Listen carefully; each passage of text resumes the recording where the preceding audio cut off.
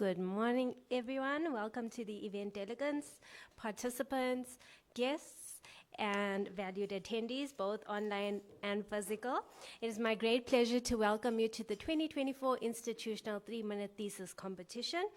My name is Dr. Chandra Pillay, and I will be your Master of Ceremonies today on behalf of the Research Capacity Development Unit at the Postgraduate School. Just to mention a few housekeeping rules before we move on to the formalities. For our physical audience, please may I request all electronics to be put on silent mode and to kindly mind the videography equipment. So if you turn around, you'll see the camera is there. And during the proceedings, we'll have a roaming mic going around. Please ensure to speak into the mic so our online audience can hear as well. And then for our online audience, please ensure to mute your cameras, mute your mics, and switch off your cameras. So to start the formal proceedings, we have our welcome address from our postgraduate school representative, Dr. Vaneshri Pillay, Policy Benchmarking, Monitoring, and Research Specialist.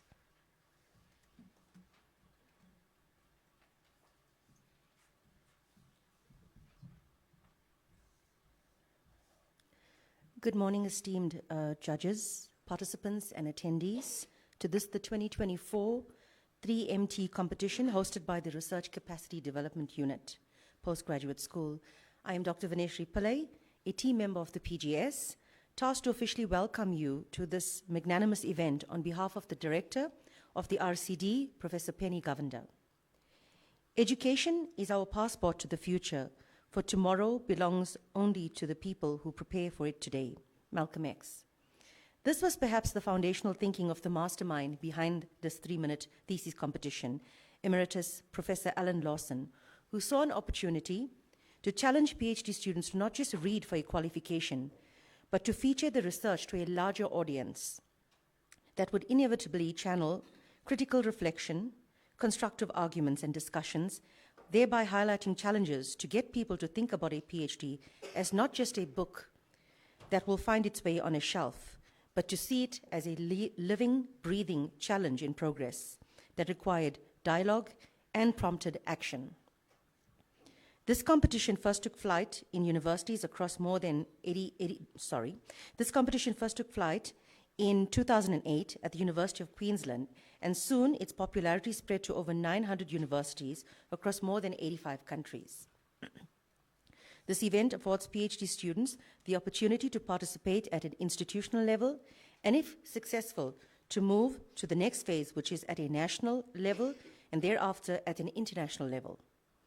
Although held in a competitive format, the core outcome for UJ is to give PhD students a platform to not only share their thesis, but more importantly, highlight the importance of their research and the positive contributions to new knowledge that it will inform in terms of a better society by plugging gaps that affects us socially, economically, environmentally, and politically.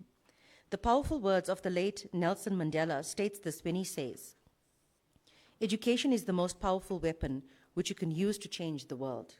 So to all the participants, my congratulations, you are all winners. Remember, your presence here today is indicative of the fact that you are already walking the steps of a path navigated by giants, but with a much more competitive edge, as you are wielding this weapon called education. So it is not so much about winning a competition. It is more about winning the real fight, the fight against all the evils that disrupts the world at large, and playing your part through your research in bringing about positive change. Thank you.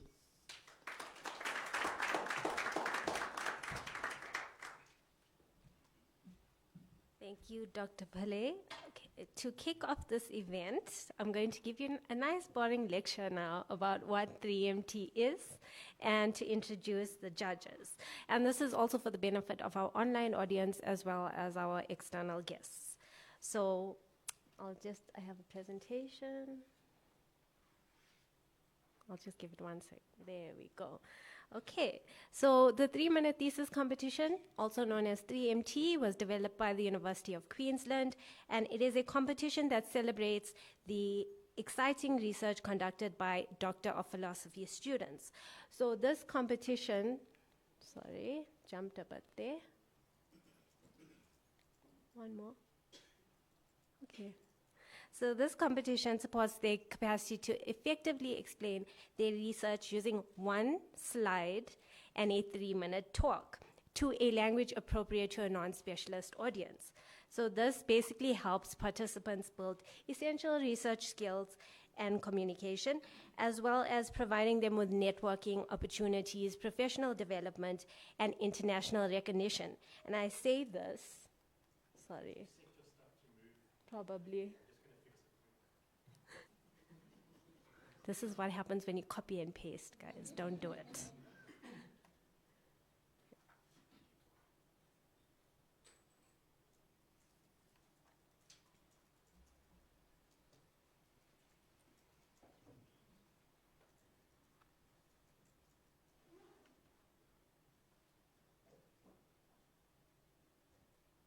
Thank you, Kevin. Okay, so we're on the slide. And then that's good. Okay. As I mentioned, international recognition, and this is due to the many levels of the competition. So from this competition, the winners then move on to the national competition, as well as the South African and Nordic level. And lastly, the international competition, which is hosted by Universitas 21. So as I mentioned previously, the participants have a very challenging task of presenting their research using one slide and presenting a talk in 3 minutes. So to ensure that, the RCD unit has their very own villain sitting in the back. If you can just turn around, that person will be telling you when you have 1 minute left and when to stop. And this is also for the benefit of the judges. As we know, one of the competition rules is that your presentation needs to be 3 minutes, otherwise you will be disqualified. Okay, so moving on to the actual fun, our program, which you can see is very jam-packed today. We have provided a printed version of the program for you and for the physical attendees. And if you turn over, you will see a QR code for the People's Choice Award voting, which will be opened at 10:30 and closes at 11. So additionally, we have QR codes pinned around the room, which has the event booklet and also the hashtags for this event.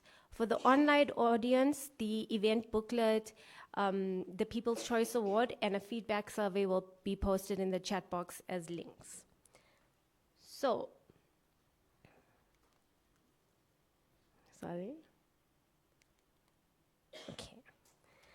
From the event program, you will see that we have a very special panel of judges today, and we thank them for lending their expertise and taking the time to come out today.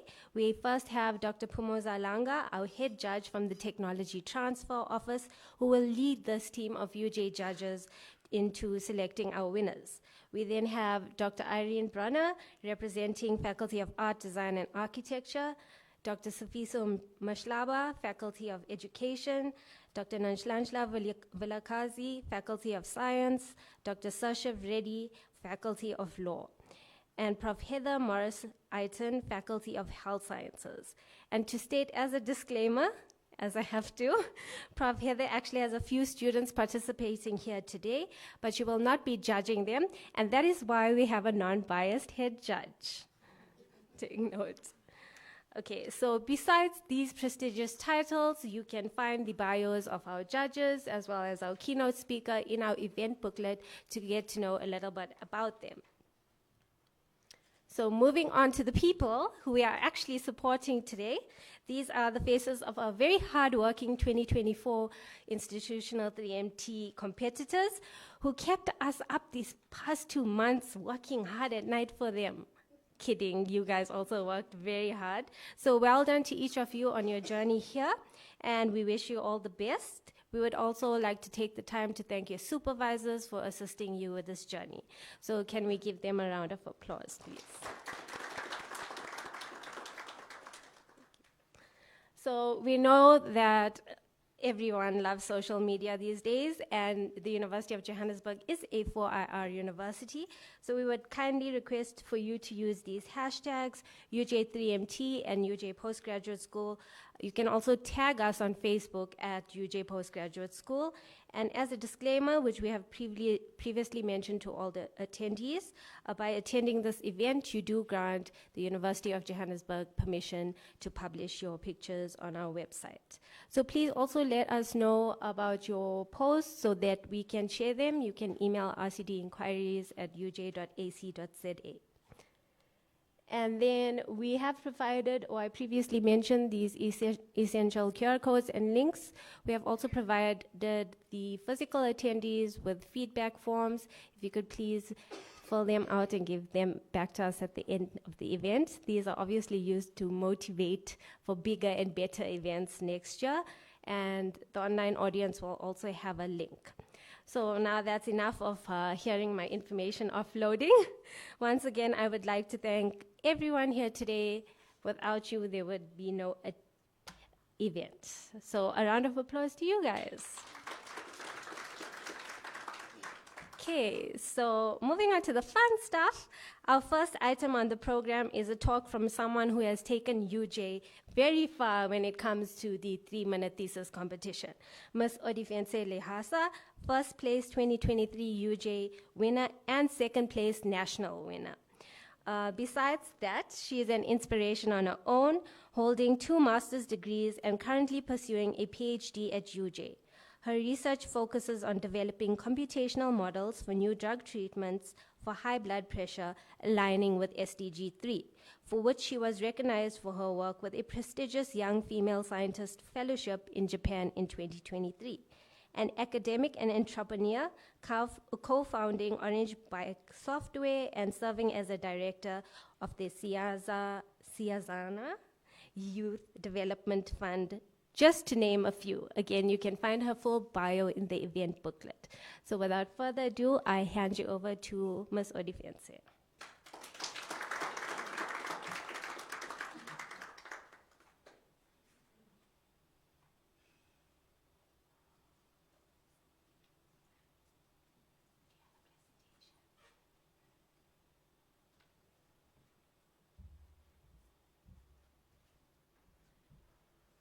Good morning, everyone.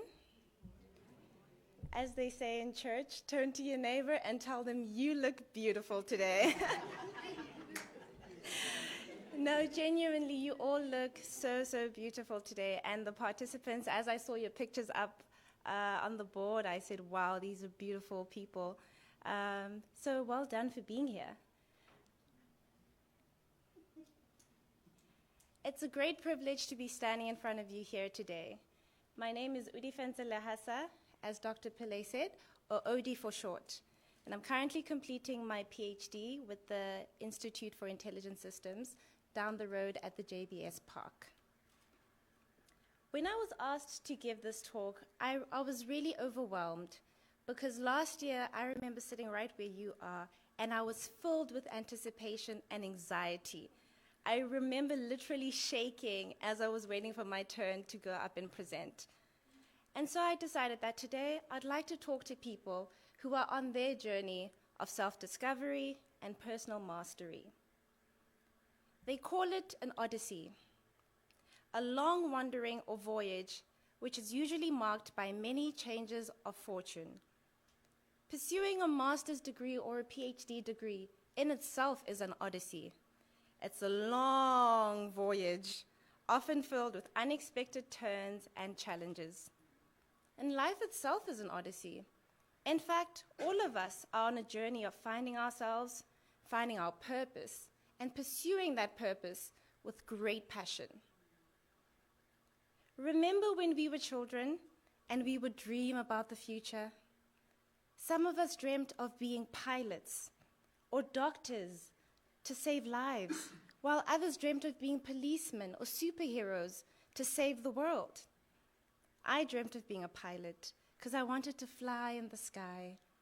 And then later on, I dreamt of being a judge because I wanted to bring law and order. And then it changed again because I wanted to be a businesswoman and create new products and services that the world had never seen before. What was it that you dreamt about? And are you currently living in that dream today? As we grow up and face the challenges of life, we often lose sight of those dreams. We begin to accept what life hands us and we stop believing in the possibilities of our dreams. We say things like, take life's lemons and make lemonade, forgetting that just like those lemons, honey is also on the table, available to us. Somewhere along the line, we lost the tenacity and the boldness to keep going, and instead, we started giving in to fears of self-doubt and even developing insecurities like imposter syndrome or fear of public speaking. The good news is that within each and every one of us is a child who still believes in endless possibilities. And we just need to reconnect with that inner voice. I'm here today to remind you that the world is waiting for what only you can bring. When you decided to pursue your PhD degree, you subconsciously signed up to the dreams of your inner child. You decided to gift the world with a piece of you and add value that was not there before. So give yourselves a pat on the back for being here today, because this means that you took the bold step that many others could not, to show up for yourself and to say to the world, hey, I have something to say. Listen. So take a moment to realize that in some way, big or small, you are actually working towards the dreams of your younger self. My PhD journey has also been an odyssey. It has not been spared of the scenic mountaintop highs or the challenging, character-building valley lows. At the start of my PhD, I told myself that it would take me no more than 2 years to finish my degree. I mean, it's just a bigger master's degree, and I've got experience with that. Those are the literal words I told myself. Call it ambition of youth or ignorance of inexperience. Nonetheless, I am much wiser today. Fast forward a year and a half into my studies to April 2023, and I had faced several challenges that had tested my resolve and led me to consider packing up my bags and checking out of the PhD long stay hotel. But as I was on my way out, I heard about the 3-minute thesis competition, and something inside me said, go ahead, give it a try. What's the worst that can happen? If they reject you, then you can move on and no one has to know about it. And so I took this as a personal challenge to prove to myself one last time before I check out that, you know what, I have what it takes to do a PhD, despite how I was feeling on the inside. This reignited a fire in me that had long died out, and it gave me a new burst of energy to pursue my studies. So I thank the 3-minute thesis competition for saving my dream and being the lifeline that I didn't realize I needed. I'm sharing this story with you today to help you realize that the prize of this competition is not the money or the trophy. The prize that I hope that you will all walk away with here today is a fire of passion, hope, and purpose for your PhD that will help you to run faster and further than you ever thought you could before. It's often said that hindsight is 20/20, because if we knew better, we would have done better.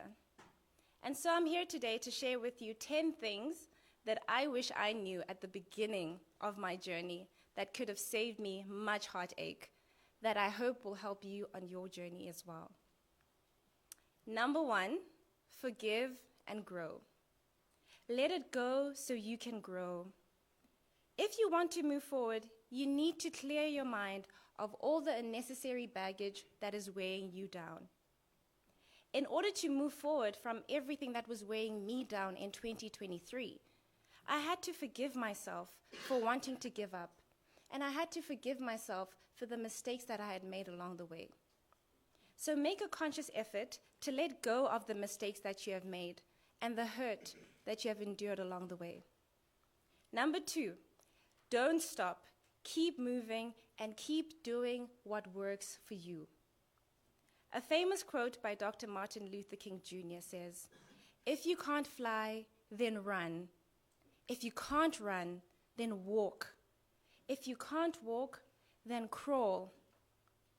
But whatever you do, never stop moving forward. Never give up or throw in the towel. You may reach a point in your journey where you feel stagnant, as though you're not going anywhere. Don't be discouraged.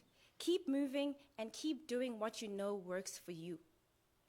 Spend at least an hour a day working on yourself and working on your PhD. And surround yourself with positive people who encourage you to keep moving. Number 3, activate the thinker in you. Discipline and contain your emotions. Things will happen to you, and people will do things to you. But what's important is how you respond to that. If you don't discipline your emotions, they will control you. And one thing about emotions, when they control you, you tend to give up easily and you lose the creativity of coming up with solutions to problems. Number 4, declare that I will stand up for my dreams and I will go after them no matter what. Be unstoppable. Let no one stand between you and your dream, not even you. The dream has been given to you to pursue. So don't expect everyone around you to share the same vision for you, or to even see you as worthy of the dream. So you must be committed to pursuing the dream, regardless of what people around you think or even say. Number 5, expect things to get better, because they will. All the experiences or challenges you're going through right now have not come to stay, but they will pass. Believe that good things are supposed to happen to you. It's difficult, but often I have to force myself to say, Odie, good things are going to happen to me. The truth is that with a healthy dose of persistent effort and hope, you will eventually complete your journey and achieve that dream that you so deeply desire. Number 6, there's always a way. Where there's a why, there's a how. If you know why you're doing something, then you'll find creative solutions or creative ways to making it happen. So define your purpose for your life and define the purpose for your PhD. Because once you realize the impact that you're trying to make, you become more inspired and more fired up to keep going and pursue it. Number 7, take full responsibility for your life. There's a direct correlation between the decisions you make today and the outcome or the future that you see tomorrow. If you're wondering how to move your life in the direction of your dreams, start by examining yourself and asking these questions. What brought me here? What role did I play? What did I learn from this? And am I bigger and better because of this? Don't expect your dreams to be handed to you. We must become the kind of people who make things happen rather than waiting for things to happen. Number 8, change your strategy. Reinvent and empower yourself. Don't be comfortable with being one-dimensional. Try different things and different approaches and find what you're good at. Ask yourself, at this rate, how likely am I to actually achieve my life goal or my life purpose? And if you realize that what you're currently doing today doesn't align with where you want to be, that's okay. Take a step back, breathe, and re-strategize. Come up with a new game plan. And always find ways to improve yourself. Number 9, separate what you do from who you are. You might be doing a PhD, but you are not what you are doing. So write a description of the kind of person that you want to be. What qualities of yourself must you overcome? These are your liabilities. And what are your good qualities? These are your assets. And most importantly, ask yourself, what do I bring to the table? That's what makes you unique. Number 10, avoid the isolate, complicate, and exaggerate mentality. Your mind is powerful, and it can work for you or against you. So when you face challenges, avoid isolating yourself. I did this a lot. Or exaggerating the problem, or even complicating the situation. Reach out to someone you trust, simplify the issue, and seek solutions. What I wanted to tell you here today is that you are more powerful than you can imagine. The dreams you've held since childhood and the journey that you've embarked on thus far in your life all point to one thing. You are here to make a difference. This degree is not just for you, and it's not for your CV. In fact, it's bigger than you. It's up to us to create the society that we want to see. And the world is waiting for people like you and me to come up with solutions to the social and economic challenges plaguing our people. We cannot continue to gatekeep the knowledge that we have acquired here. We were chosen for such a time as this. So rise up, take your place, because the world is waiting for you. And never, never, ever, ever doubt yourself or give up on yourself. Thank you.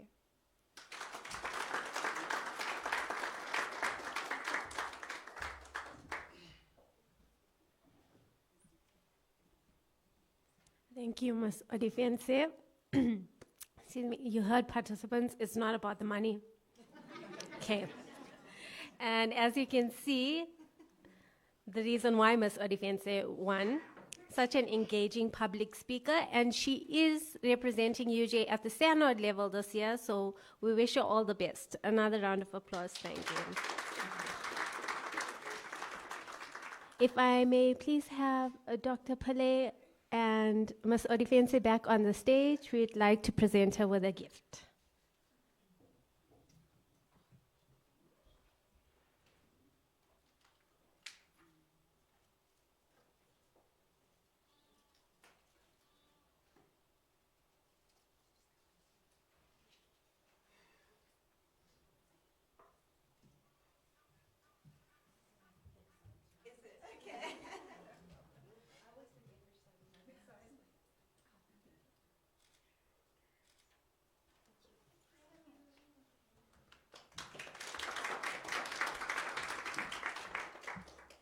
Okay, to get in right into it. I see the first person is already shaking their head.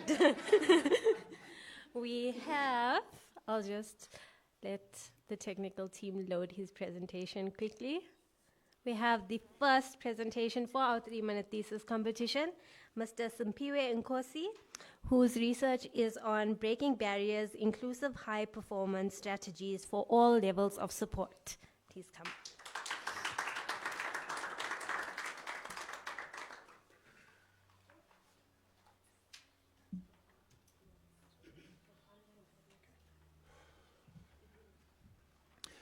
Imagine a world where every athlete, regardless of where they start, has the potential to reach their full potential. High performance isn't just about the elite. It's about maximizing potential within the context of available resources. My research challenges the traditional notion of high performance, redefines it to be inclusive, that these practices are available for everyone. And is illustrated in the visual in front of you. Organizations face challenges that limit true inclusivity. Athletes are often separated and isolated into groups, restricting development. Athletes in the center of elite circles receive an abundance of support, while those on the outside struggle and contend with minimal resources. And yes, efforts have been made to broaden accessibility But these have often fallen short, leaving many excluded. Now, considering these challenges, it is essential to recognize that performance isn't just about setting a fixed standard. It's about pushing the boundaries, making sure that you push them within one's context. For an under-resourced athlete, what might seem as a 60% of effort could actually be their 100%, demonstrating that high performance needs to be looked at as a continuum, highlighting the need to make this accessible. Now, picture yourself as lacking access. But with an inclusive approach, you gain equitable opportunities, robust support systems and governance, and mentorship programs. What about role modeling? These elements combined with a shared culture of excellence can only empower you to thrive, revealing and nurturing your true potential.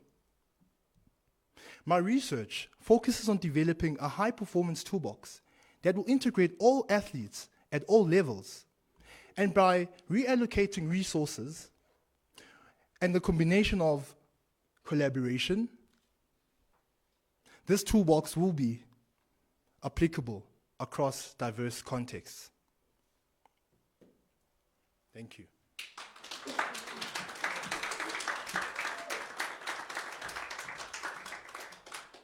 Don't run away.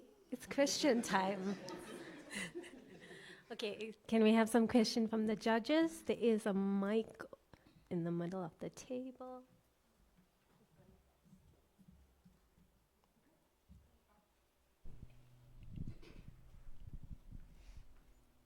Thank you so much.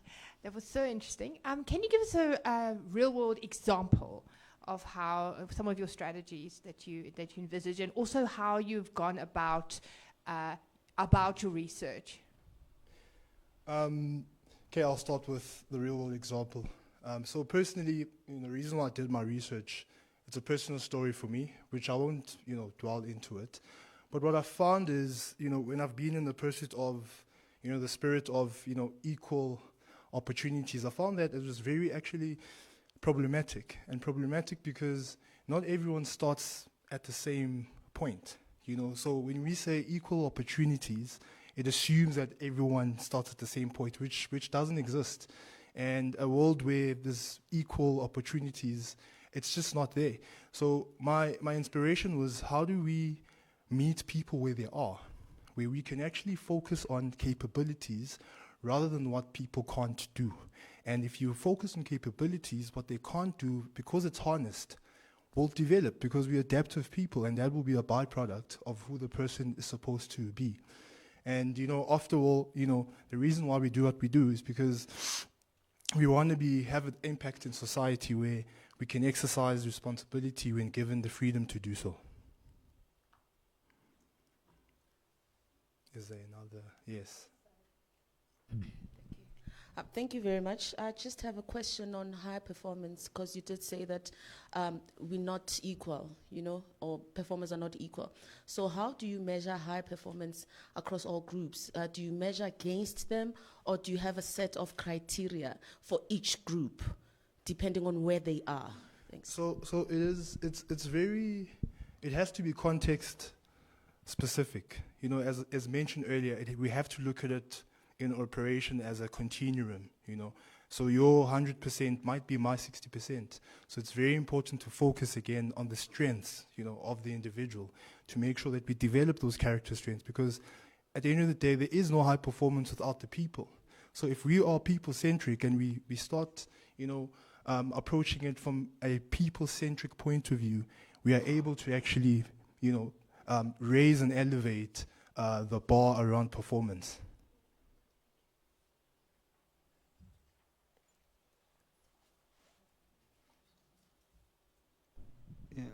Just maybe on your respondents. So you said you had 8 participants. Was it in your analysis a sufficient number? to get enough results on the perceptions? Yeah, so with this part of my project, so what I did, I went to the different levels at institutional level. So I interviewed executive members from a professional level, and I did it at college level, being university, and then I went down at club level and all the way down at high school level. And what I wanted to see is to see how do people actually identify and define high performance, and how they choose to actually apply it to get to the goals that they're looking for. And the point of doing that was to realize, is the programmatic work, is that actually aligned to their goals and objectives?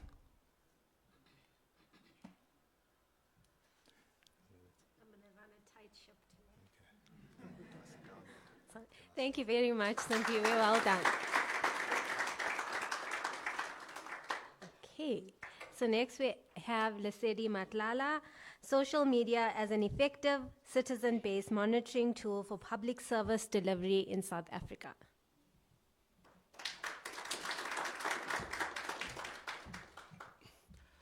All right, raise your hands if you have a social media account. All right, I want you to imagine yourself.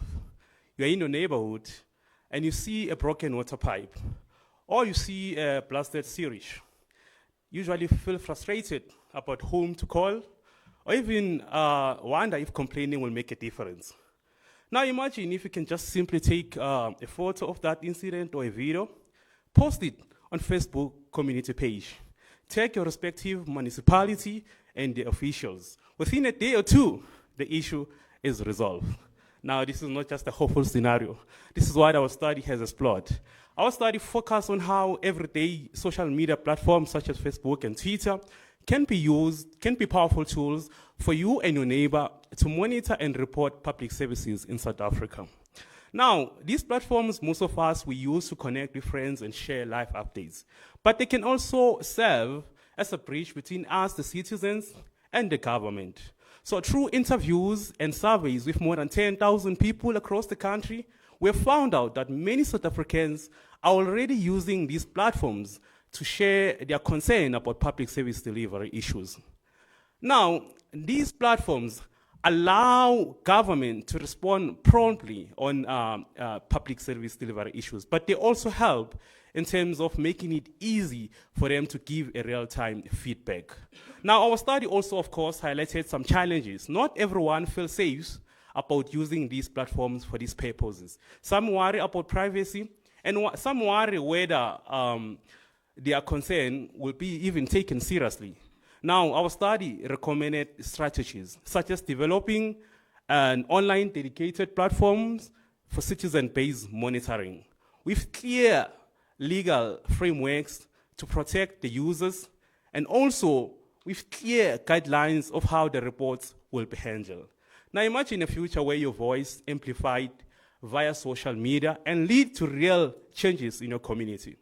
A future where you've got the power to ensure accountability and increase the quality of services that they are receiving. Now, our study has explored that this is possible. With community engagement, collaboration from government, and community media, as well as the civil society, we can make this a reality in South Africa. Thank you very much.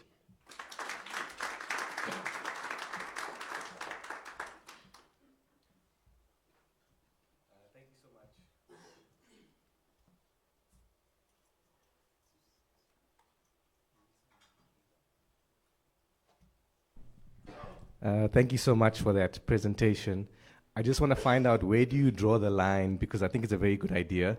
Where do you draw the line between people writing defamatory comments about service delivery and real complaints? Because, you know, we've seen these platforms have been used for the wrong purposes, and it's just to vent, to say there's no service delivery, this person is useless, replace them with someone else.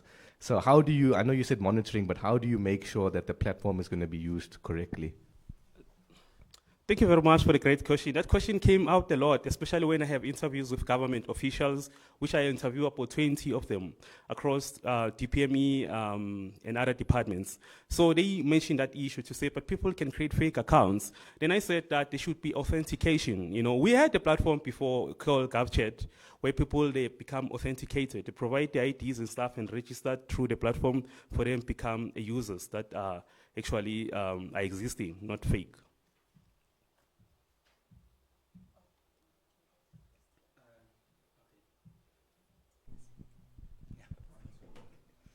All right, thank you very much. I think your study is very interesting, but I just want to find out if I create, say, my own original Facebook account or whatever Twitter account, and as you say, I write whatever the comments, maybe there's a best pipe within the community that hasn't been fixed for a week or so, and people then perhaps who are supporting whoever, the municipality whatsoever, start to attack me, maybe, you know, cyberbullying and stuff like that. What is your stand on that? Even if I'm just using my original Facebook or Twitter account, what is your stand on that? Thank you. Quite interesting question as well. So I also mentioned the issue of strengthening legal frameworks to protect the users from this platform. I mean, it's not really entirely that you have to comment on your personal Facebook page, but the platform is integrated with the CBM online platform, where you can also comment, but they can protect your identity as a user so that you're not known. Because it's bound to happen in politics. Politics is fragile to a point that can happen. Yeah. What do you think the uptake is going to be That's from your policy makers and all those in government? Do you think they're going to take this your results into account? Do you think they're going to implement it, or is it just going to be something they'll sit on their desk and it's like, I like this. So, yeah, I got that question again, but I also published 3 papers on this based on that. There is resistance from the government people, of course, but when you look at the resistance from their side, it's because the issue of they don't want to be transparent about everything, you know. But the non-governmental organization and civil society, they see this as a good idea, and they're at the forefront of citizen-based monitoring, by the way. So they see this as a good idea and a platform that will ensure transparency about how things are done. So, of course, there's a resistance from people who don't want transparency and accountability, but there's a buy-in from people who actually want to see our country being a transparent one.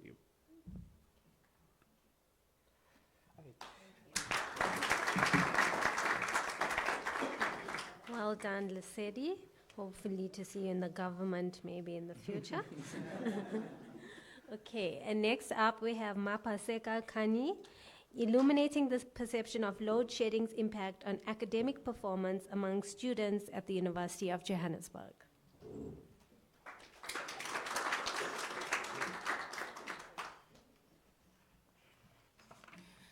South Africa's persistent electricity crisis has led to frequent episodes of load shedding, significantly impacting various sectors, including education. Load shedding refers to the scheduled power cuts, which are implemented when the demand for electricity exceeds their supply. Take note, there's a difference between load shedding and power outages. Load shedding is planned, and it occurs whereby the government is trying to prevent the national grid from collapsing. Power outages occurs on the other side, whereby there's no electricity because of equipment failure. Think about that particular day when you wanted to attend your online class, then boom, there was load shedding. At that particular point, you were forced to change your study plans, because chances are, if you don't have any alternative source of energy, such as a generator or a solar power, you were not able to attend. When the electricity came back, after 2 hours or more, depending on the stage of load shedding it was. Remember, here in South Africa, load shedding ranges from stage 1 up to stage 8.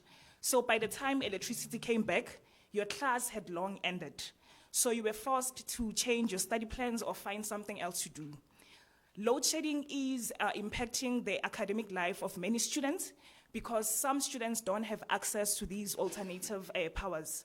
So this particular study wants to investigate the perception that students from the University of Johannesburg have, especially on their academic performance, because the university has students from different backgrounds who have access to different resources. So I believe that this study will be able to eliminate the perception that different students have or attribute to load shedding and how it affects their academic performance.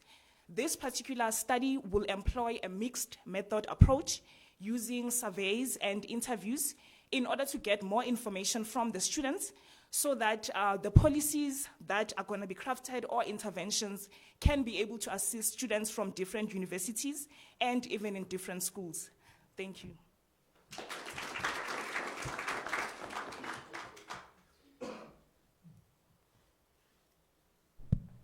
Okay, yeah, so mixed method approach. I just would like to know what is the sequence that you are using. Are you first starting with the qualitative, then quantitative, or vice versa, or both in parallel, and why? Okay, so I haven't started collecting data yet. I just submitted my proposal. So the plan was to start with the surveys first. So we're going to send surveys to different students. Then after, that's when we're going to do interviews. So we are focusing on the qualitative part, the quantitative part first, which is the survey. Then after, we'll look at the qualitative part through the interviews. And which method would be more dominant, do you think? I mean, would it be, do you think it's a bigger QAL qual or a bigger QAN quant? Please repeat your question. Which out of the two would be more dominant in your study? I think the one that will be more dominant is the interviews, because at least you've got a chance to interact with the people that are providing with data. Thank you so much. Your distinction between load shedding and energy outage is very apt, but I don't think on a day-to-day basis a student might necessarily distinguish. Are you going to make that a central feature for your interviews, or are you just going to talk about energy, there being no electricity? Also given in mind that for the last 3 months we've had no load shedding, and then suddenly you'd be like, oh dear, I have a PhD on this subject. But I think that energy outages are still very much a reality for people. I know personally I had no power like for 3 days a few weeks ago.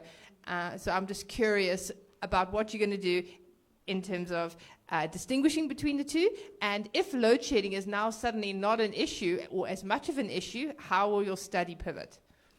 Okay, so I think the reason why I wanted to distinguish between the two is because most of the time people confuse load shedding with power outages, but at the end of the day, there's no electricity. Then also taking note that for the past few weeks, we didn't experience load shedding much. I also thought to say maybe my research might not be relevant anymore, but actually where I come from, because I'm in Germiston, so in Katlehong, which is a township, they also have, they still have load shedding. So although it doesn't take place every month, but they still have load shedding as compared to those areas that are buying electricity. So I think for those sides, the research will be relevant.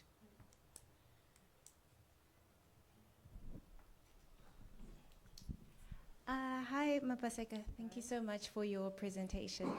My question is, after you found out what the students' perceptions are on load shedding and its impact on their studies, what are you hoping to achieve at the end of the day? So what are you hoping the outcome of your study will be?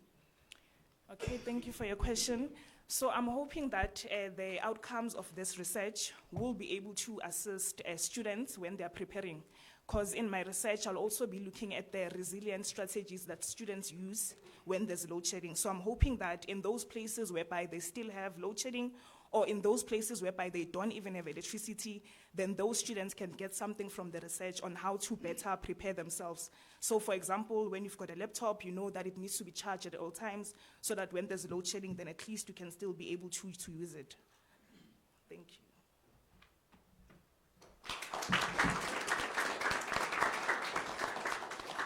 Thank you, Mapaseka.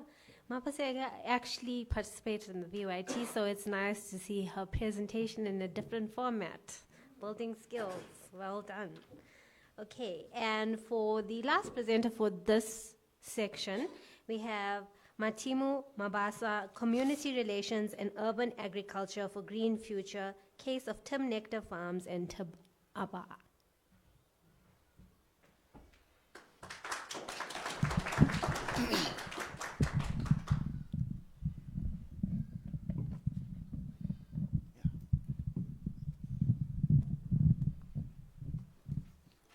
Challenges such as fossil fuel use, deforestation, plastic and food waste are impacting our world.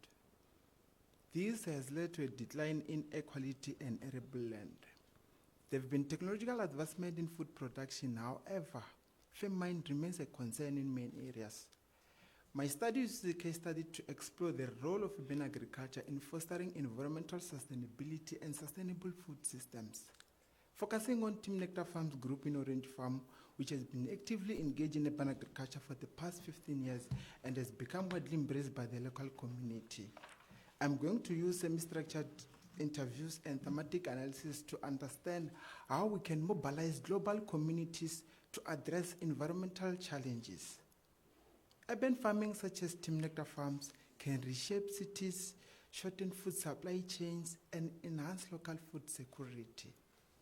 A critical aspect is understanding their communication strategies, particularly in how they build and manage community relationships.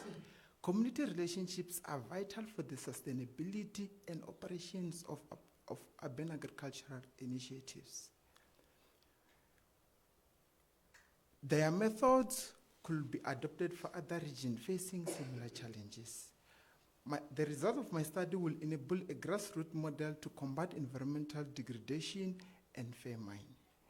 The model will also address the impacts of urbanization and industrialization. My study seeks to offer practical solutions for sustainable development. Urban farming.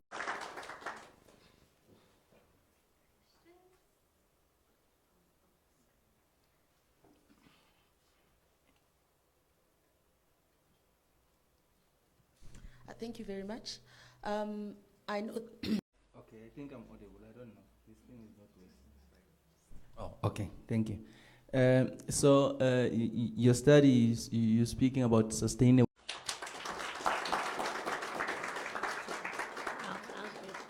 Well done, Matimu. I see this lot of students that we had have very big dreams for South Africa, in a sense, and we hope to see you guys implement all these projects in the future. Okay, one more round of applause for the first group of students. Okay, now we will be taking a 5-minute break, 4 minutes, and then we'll reconvene at 9:30. Thank you.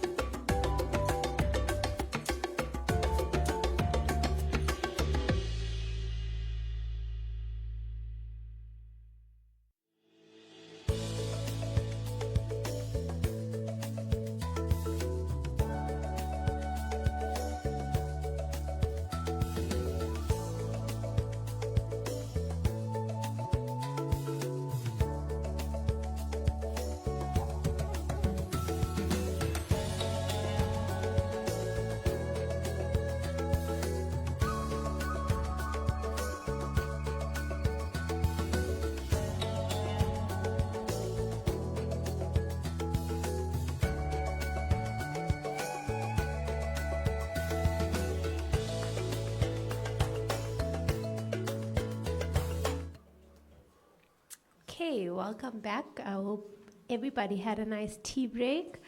So moving on to our second lot of participants, we first have Kaylee King, a systematic review comparing paddle, tennis, and squash injuries. I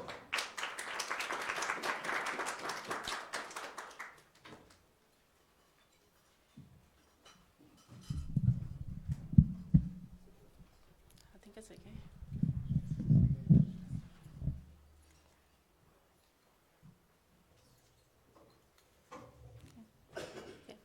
You should by now have heard of paddle or even played it yourself.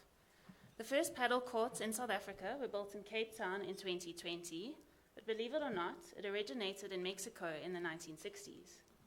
It is played in over 90 countries and has a professional circuit.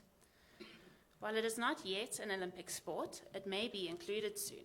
So paddle is described as a mixture between tennis and squash, which all involve repeated movements, and all sports are asymmetrical.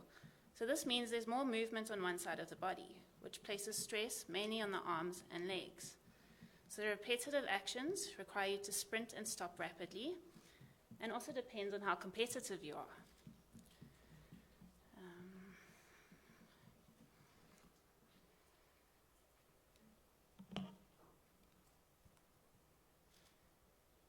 So as paddle is a new sport in South Africa, there is no research on the injuries in South Africa, and there are no studies directly comparing the injuries in paddle, tennis, and squash. So we conducted a systematic review to compare the injuries between the three sports. There were 13 articles included after the screening process, and the main injuries found they were muscular in all three sports, mainly to the knee, the lower back, and the shoulder. And the main risk factor for injury was overuse. Thank you.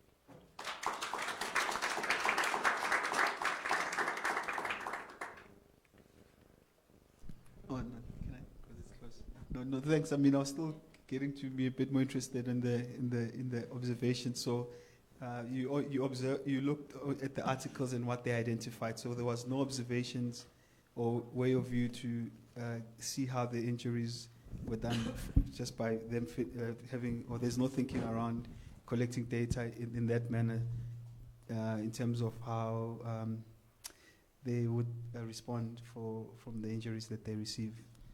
So that's the goal of my research. So I'm busy with the data collection.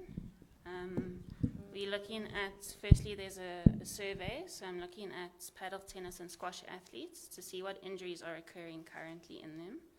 There's very minimal research in squash. I think the last research was from 1991, and that's about it. There's a bit more in tennis, and paddle there's starting to be some researchers, mainly from Spain, but there's nothing in South Africa based on it. And because it's new and it's grown so quickly, we don't know this information. So that's what we'd like to get to. So I'm busy with the first part now. The second part, we'll look at strength and flexibility differences, and then we'll move on from there. Okay, thank you. Yeah, I was a bit worried that the whole PhD was on systematic reviews. But I mean, in terms of your search area, which databases did you search and how were they selected and all that? And, your keywords that you used and, how did you select all of those? I think it's one important element of the methodology of a systematic review. Can you please elaborate? Sure. Thank you. We looked at PubMed, CINAHL, Medline, Scopus, and the EBSCO host. Yeah. So those are the databases I looked at. I looked at musculoskeletal injuries in the three sports, epidemiology, etiology, risk factors, injury prevention strategies. So I tried to look at everything I could think of, and there wasn't much. Leads to my question. Okay. As someone who's broken their knee playing sport, I know all about it. I just want to know, so you've said overuse and then obviously start and stop. That's obviously very dangerous. So did you look at injury prevention? That wasn't going to be my question. And perhaps strength training or something like that? How do we now mitigate the risk associated with paddle tennis and squash? So that will be the last part of my PhD research. So I've got to see what injuries there are, look at maybe what's causing them, and then try to put a prevention program together. And then we'll try to mitigate the risk. So not there yet. So kind of like the FIFA 11 Plus program that prevents hamstring injuries in soccer players. That's what I'm aiming to do in paddle mainly, but then tennis and squash will fall into that as well.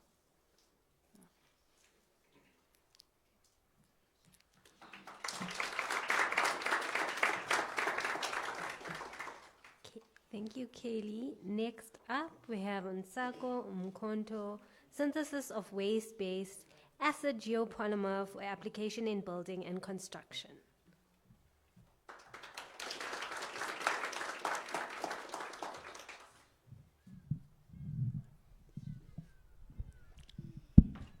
I think it's fine. And I'm sure most of you know cement, right? The one that we use for building houses. Even the room that we're sitting in was actually made out of cement. However, the production of cement produces a harmful gas called carbon dioxide, which is one of the causes of global warming. So global warming is the gradual rise in the Earth's temperature caused by these greenhouse gases. And if we continue to use cement alone as our binder, it can become severe. And I'm sure recently you've experienced these extreme heat waves, the cold, flooding. These are some of the results of the global warming. Hence, in our study, we actually developed a new cement using waste material that is normally discarded into the environment. And then we were all able to produce that binder at a low energy requirement without producing CO2. And then again, we were also able to produce a brick that is strong enough to actually be used in building houses. And it shows that with this brick that we've actually made, we can produce or provide low-cost housing to the 2.4 million people that are currently in need of housing. And then the good thing about this block that we've actually made can also be used to purify water. And then we're able to purify water and have clean water. And we know that with most communities, they are still struggling with access to clean water. And this study will provide that. And then the good thing about this project is that it's still new, like a new method of actually making cement, meaning that we would have to train people to actually implement this project, meaning that we will create job opportunities for people who are unemployed, helping minimize the high unemployment rate in South Africa. And we also know that, with all this beautiful industrial process that we have, the generation of waste is inevitable. Hence, in our study, we were actually able to turn a waste material into a useful material, minimizing the environmental impact related to discarding this waste, leading towards a circular economy, while supporting Sustainable Development Goal number 6, 11, and 14. Thank you so much.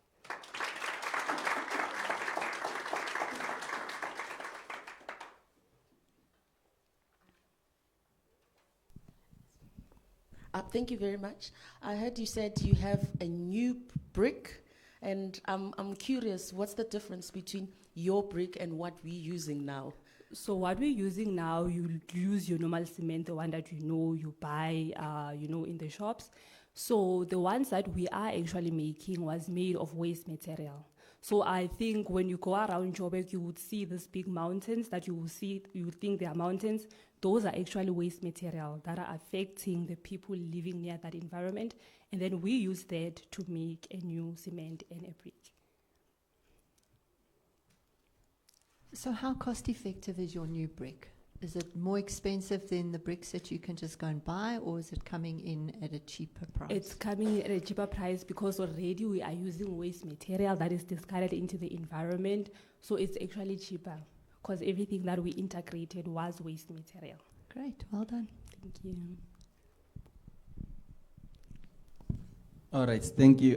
I did not, hear you speak about how did you actually come about to, create this new brick. So the methods and stuff, I did not hear you explain that. May you please elaborate? Thanks. Okay, so we have what we call a geopolymer. So a geopolymer actually uses your waste material that contains aluminosilicate, that can be your aluminum and your silica, and then you have what we call an activator. So you mix those two together to actually form a binder at the end. So that's how we used. After you bind those two material, you actually put it in an oven at a very low temperature to actually make that brick.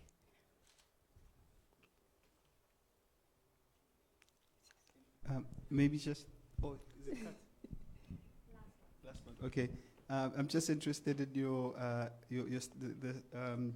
the requirements that you are testing upon, like the American Society for Testing Materials, because I mean they would have certain parameters you look at in terms of tensile strength and all those things. Yes, but yes. would those be relevant to environments like in South Africa? I know that we've got a body like Agramat, Yes, yeah. and SABS testing and all that. So are those parameters that you've chosen to test the materials relevant to South African environment, given that it's an American?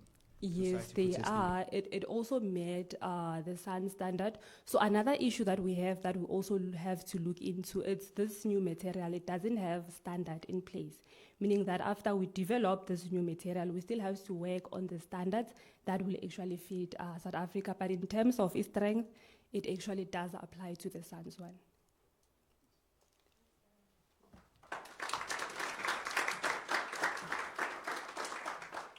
Thank you very much. Next up, we have Refilwe Chilo, the smaller impact of climate change on rivers and wetlands.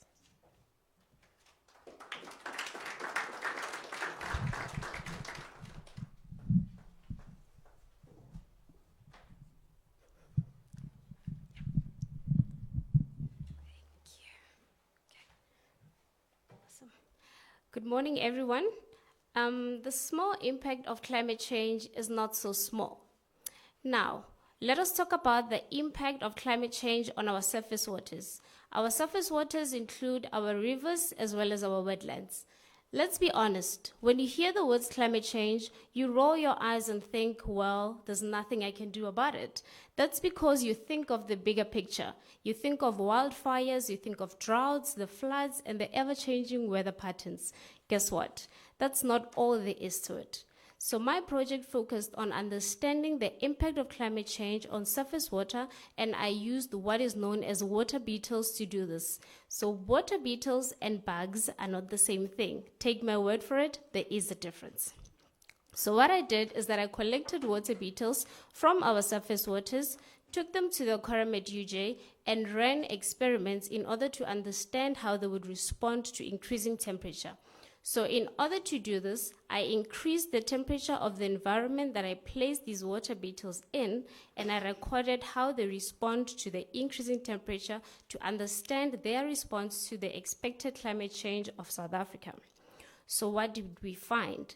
We found that water beetles have limited tolerance to increasing temperature, and we also found that they would be negatively affected by climate change. What does this all mean? What can we do about it? So I came up with one of the mitigation measures, or one of the solutions is that do not look aside when water bodies or surface waters are being polluted. When there's initiatives that do river cleanups, go and assist and volunteer. Tell your friends that water bodies have these tiny insects in them that actually ensure that the water bodies are functioning so that you and I can continue to go canoeing, can go fishing, and can go swimming in these surface waters, which include our rivers. Side note, if your friend goes fishing, tell them that there's tiny insects in these water bodies known as water beetles that form part of the diet of fish. So it's all part of the bigger picture. And that is how you and I can address the small but big impact of climate change on our surface waters. Thank you.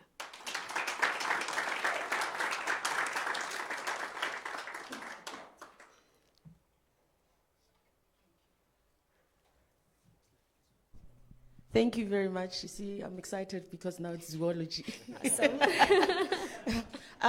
You said you started seeing changes in terms of temperature. So I wanted to know what is their normal temperature, where they are at their optimum best, and then when did you start seeing these changes or the differences at what temperature exactly? Thank you. Okay, so I recorded 2 types of temperatures. Their response, that's when they started getting uncomfortable. So that was like the onset of how much they can tolerate. So at times it would be around 30 degrees, 35 degrees, depending on the species that I'm looking at, because I looked at different species. But the main 2 families were Hydrophilidae and Dytiscids. So around 30 degrees and above, that's when they started getting uncomfortable with the temperature. Yes. I just want to find out, how do you increase the temperature in your experiments, and were any beetles harmed in the process? Okay, we have a machine called Grand Ecocool. That's when we are able to regulate the increasing temperature at a certain rate to ensure that we are not doing it manually. So it's automated, connected to a laptop to increase the temperature. And yes, no beetles were harmed because the method that I used is known as CTM. So as soon as you've done your recordings, you put them in a tank where they recuperate. Yeah, but there's casualties in every war. All right, thank you very much. Interesting research, but I just want to find out in terms of your observation, what is it really? Because you observe certain phenomena, certain reactions, that what is it that you were observing, and what do those things that you were observing really mean in terms of the bigger picture of the whole study? Thanks. Okay, thank you. The observations that I took, and in terms of the bigger picture, remember that when it comes to climate change, we need to know how we can mitigate and manage. And in order to do that, we need to understand the threshold of certain species. So with climate change studies, you'll get to know that you cannot generalize the response of different animals or different species within a particular family of animals. That is why we need to understand up to what point can they tolerate increasing temperature. And the solutions that I suggested is one of the things, or some of the things that we can use. And also in terms of our climate change mitigation policies, we can be able to incorporate that. Thank you. Thank you, Rafilwe. And now on to our last speaker for this section, who is Thomas Makwarela, the influence of digital innovation 4IR on the growth potential of MSME, the prediction framework.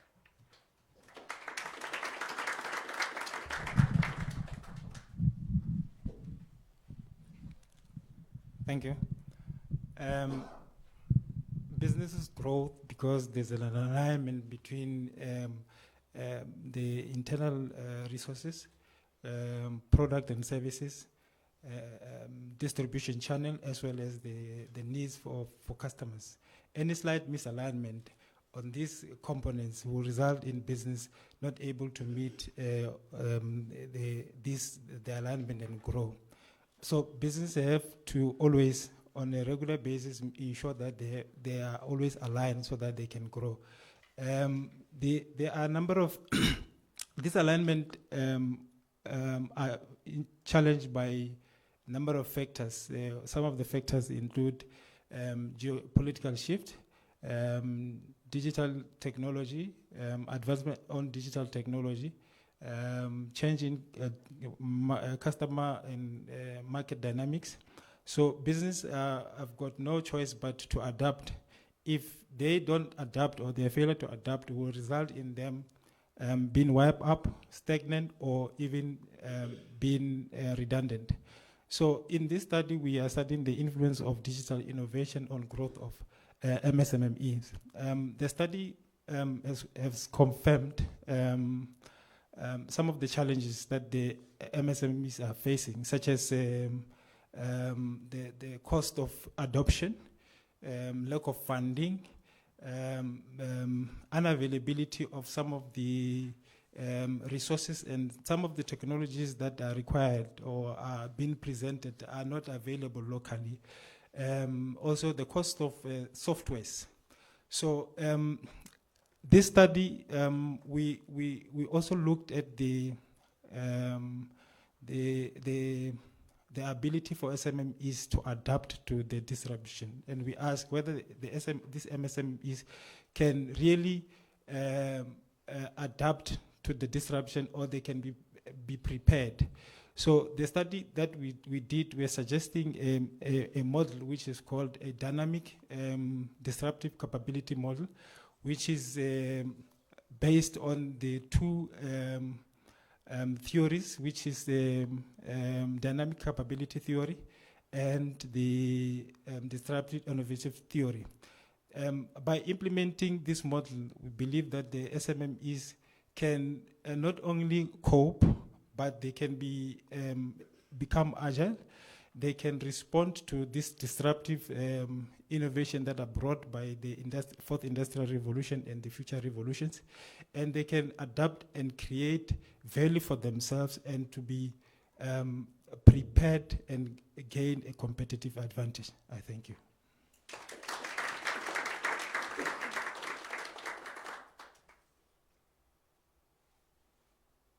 So I'm a big fan of dynamic capabilities theory, and one of its challenges is measuring change.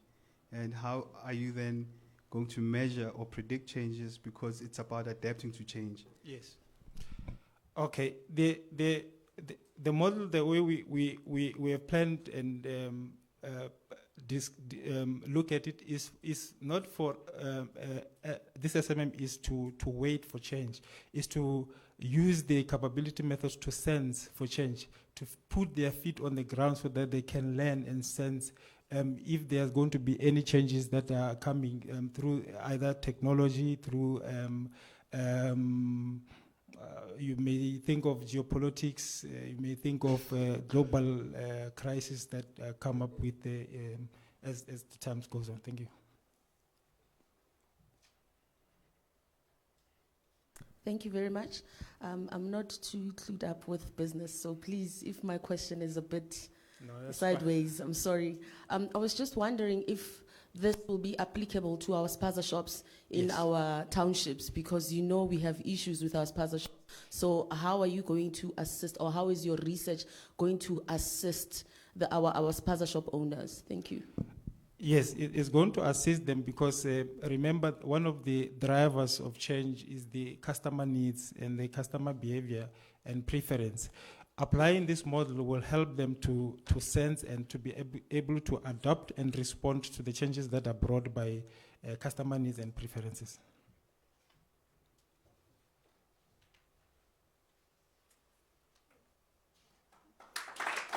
Thank you.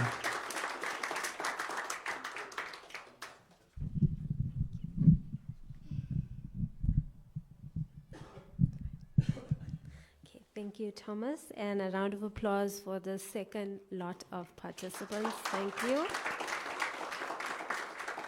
Okay, so now to ease the tension, a fun little game for both our physical and online audience.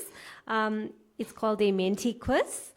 So if everybody can get their phones out, they have loaded it on the screen. You will log on to menti.com.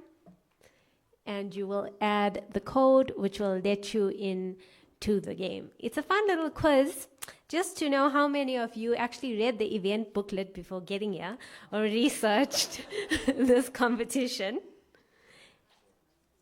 Okay, so the website is menti.com. So just so you know, please can you enter your name? Okay, well, we know there's an airplane now. So that we know who won at the end of this. And we have a total of 3 questions, and you have to answer each in 5 seconds. So if you're using your phone, please remember to scroll down to the bottom if you can't see the third option within that list. It's a quick game. Okay. I think we have about 11 online audience members. So I'm going to wait until we get to about 30 here.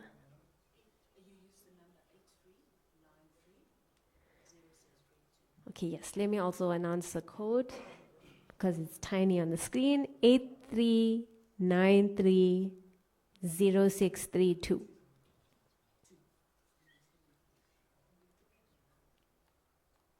I'm banning the PGS members. Okay. From winning.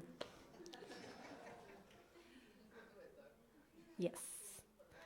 PGS people can participate but not win.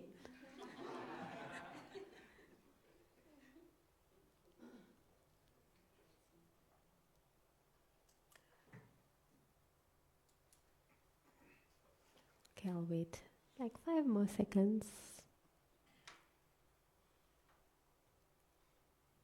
So it's most correct answers and fastest fingers win.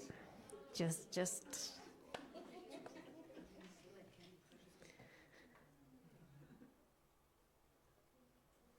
Okay, it looks like we can begin. So on your marks, get set, go.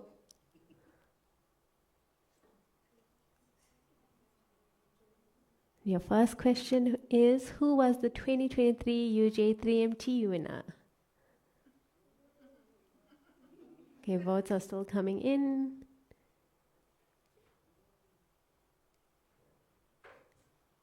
Wow. Wow.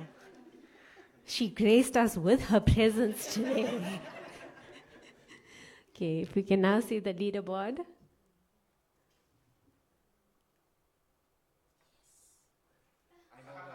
Wait. Nani. So one of our judges has the fastest fingers. Okay, next question, please. No cheating, no looking at your partners. Okay.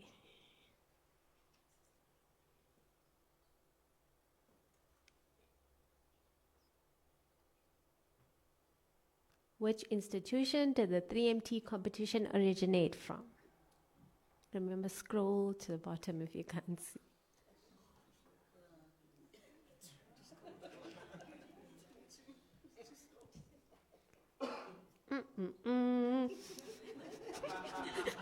I guess I was really boring this morning. And the leaderboard, please. Let's see. It's not. The Feelware. Okay, so I see we have a competition going on here. Okay, and last question. It's your time for redemption, guys. Drum roll. Okay.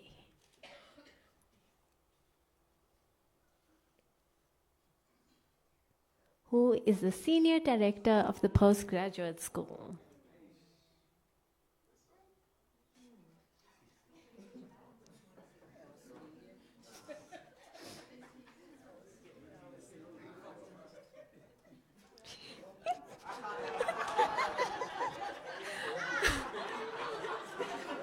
Okay, so I think I'll let my boss know that she was mistaken today. So Prof. Grace Leung is the Senior Director of the Postgraduate School. Prof. Penny Govender is the Director of the RCD unit. Dr. Richard Davey sitting over there is the Director of StatCon. And then we have Dr. Vanishri Pade heading the PBMR unit. Visit us more often.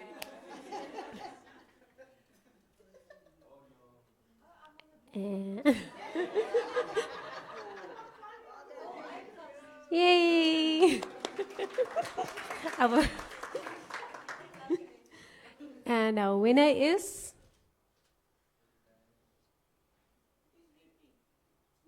Is she the winner or the leader for this?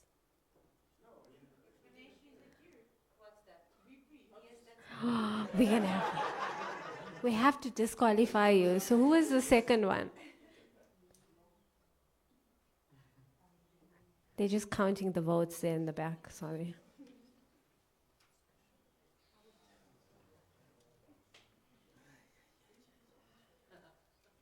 What's happening?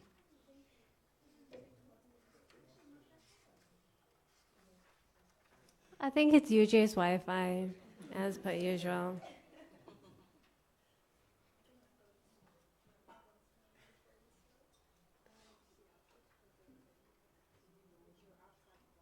Okay. Nice. Why do I feel like that's you? No. Is Lawrence then? Is the second person online? Who's Law? I knew it. Okay, who was the third person? That's two PGS.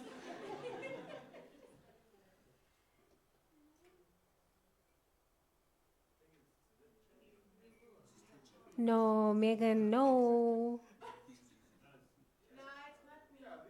Who's okay, Charlie. Is Charlie? Another PG. Guys. Megan. Okay, the fastest is Adam. If you can please come up and claim your prize.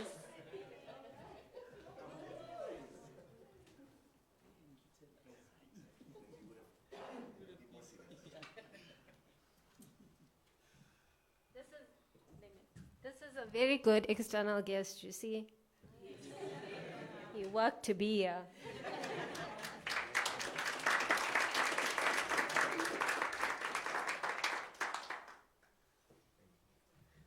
Okay, I hope we're a little bit more relaxed now. So we've reached the last lot of students. Told you guys this goes very quickly. Okay, so our next participant is Mosa Kasu. No, I'm so sorry. We are number 9, who is Indivuo Ramova, understanding the co-occurrence of heavy metals and nutrients in urban stormwater runoff, a Johannesburg case study.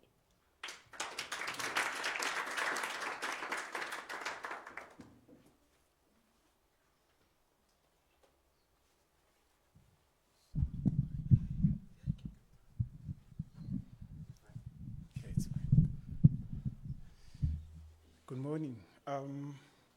Thank you for everyone being here. Imagine living in a city where every raindrop carries a hidden risk, not just a drizzle, but a flood that sweeps through our street carrying different contaminants, turning stormwater runoff into a dreadful cocktail. That is the reality of Johannesburg City and cities around the world. So cities grow and develop. More green spaces are being replaced by pavements, buildings, and roads. So this speeds up the stormwater runoff infiltration rate, increasing the pollutants that are supposed to be in the water. So the challenge was to understand how does these contaminants interact during the runoff. So the study have collected samples from various locations around the city of Johannesburg, from industry, from commercial, residential, and from agricultural. So guess what we have found? The study found that there was a high level of concentration around industry areas where there is a high rate of copper and zinc. And also there is high rate of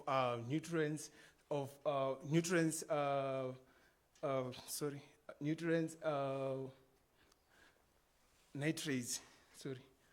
So the results or the outcomes of this study have revealed that mitigating these contaminants does not require you to only have to stop the contaminants from the sources, but it requires more a strategic plan on how you're gonna stop these pollutants and understanding how they do interact. Thank you.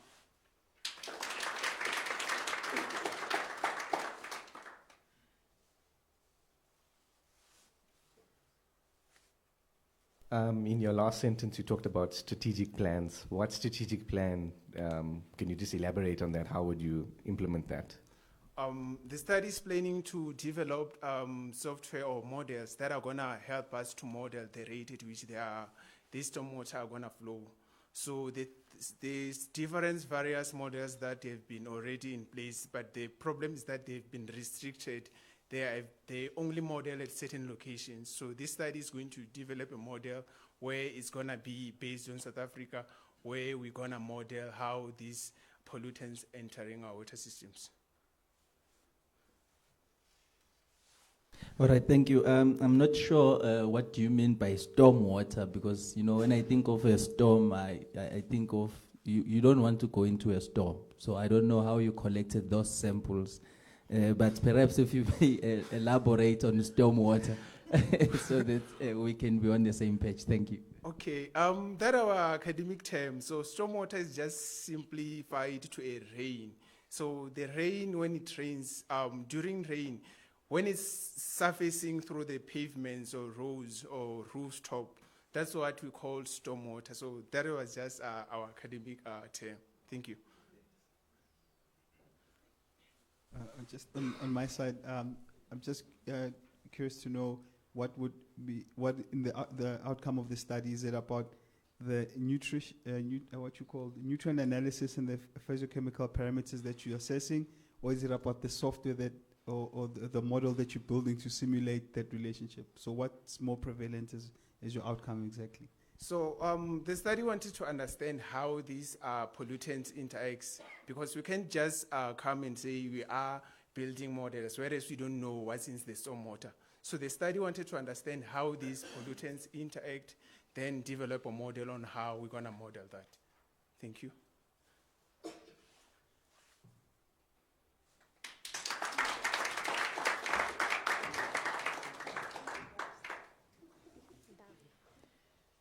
She's as short as me. Okay, thank you. Next up, we have Mosa Kasu towards a signature pedagogy for playwriting as a language teaching tool in the primary school.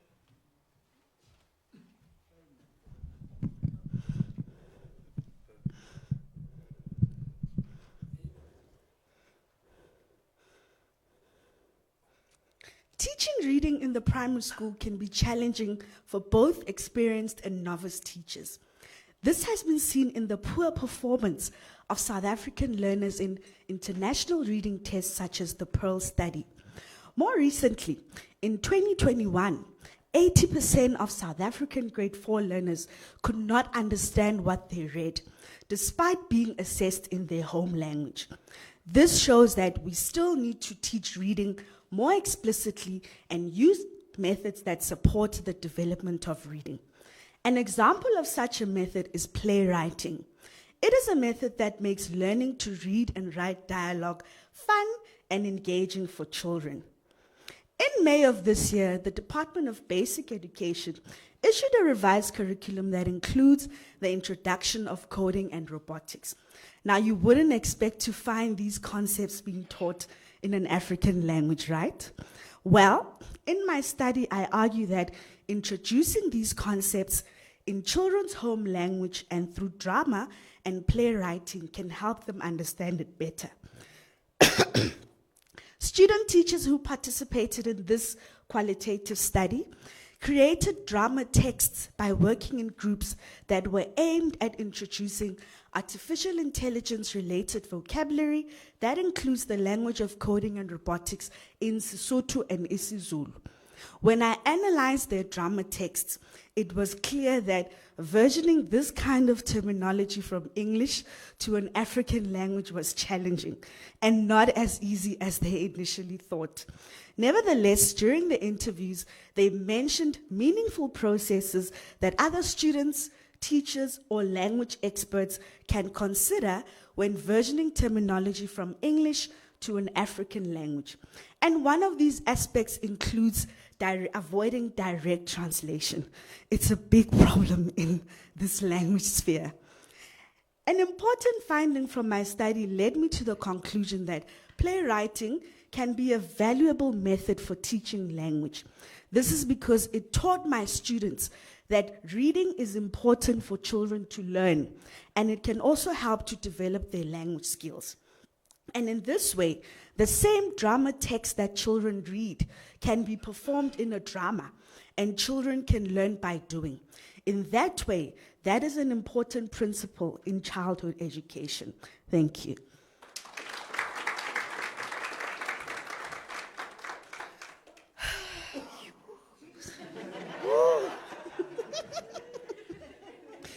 I'm glad that's over. Not yet. You still got to answer questions. Yes, I can gladly answer questions. Did you explore the possibility, because you said translation is a bit of Yes, an issue. yes. Did you explore the possibility of using ChatGPT to translate from that to another language? Because I've heard that it's quite good at translating, but mainly German, Spanish. Yes. Not from our African languages. I'm so happy you asked that because I actually collected this data for my study during the heart of COVID. So my students were working remotely and they were working in groups to collaborate. And things like ChatGPT using Google Translate were some of the tools they relied on. And when they did that in our discussions, it was more of a practitioner research. So I didn't leave them on their own to just do this, you're going to get marks, But when they actually translated the terminology from English to isiZulu or Sesotho using these software tools, that's when they actually mentioned that, ma'am, these tools make use of a lot of direct translation. So for example, if I translate the word artificial intelligence in Sesotho, I would say directly it would be but that doesn't make sense. There's no meaning. So they still need to rely on their linguistic knowledge of the language in order for them to be able to come up with words that actually mean something.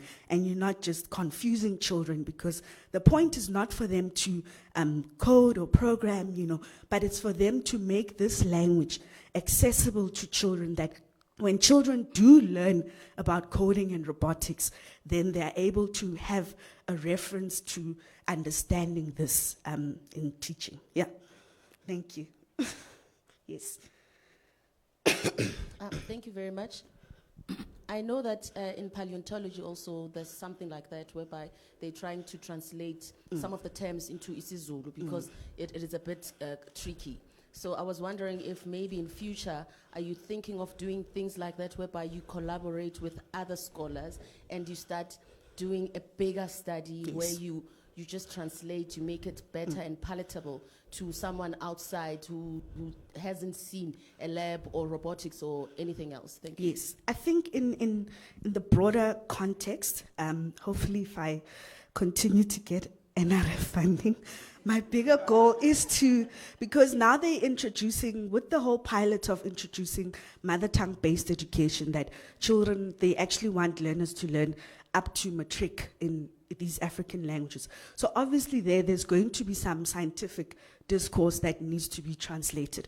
So I think my study can really pave the way and show that it is possible to have this language accessible and not always make, the issue of African languages that they are not accessible for academic learning. isiZulu is quite an established, highly academically established language, and I chose Sesotho and isiZulu because those are the languages that we offer in our department, but there has been some interest, and some of my colleagues who've asked me to say, would you not consider the other languages as well? It just needs money and people who are willing to do it. So I'm definitely consider that. Thank you. Can I sit down? Thank you.